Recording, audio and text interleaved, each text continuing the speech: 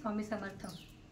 दिव्य उपासना आणि उपाय या चॅनलमध्ये आपणा सर्वांचे स्वागत आहे। ज्यांना काळ सर्पदोष आहे त्यांच्यासाठी एक खास उपाय मी सांगत आहे। हा उपाय श्रावण महिन्यामध्ये केला जातो।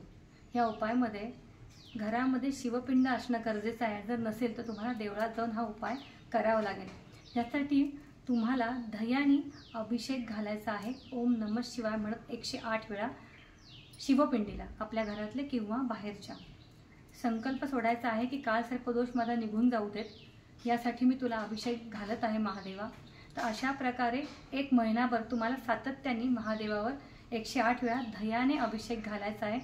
या उपायाने 100% तुमचा काल सर्पदोष निघून जातो। त्यामुळे ज्यांना ज्यांना काल सर्पदोष आहे त्यांनी कोणतीही शांती वगैरे न करता हा जर उपाय केला तर निश्चितच त्यांच्या जीवनामध्ये खूप चांगले बदल, खूप चांगल्या गोष्टी बघायला मिळतील। श्री स्वामी समर्थ। जय जय स्वामी समर्थ।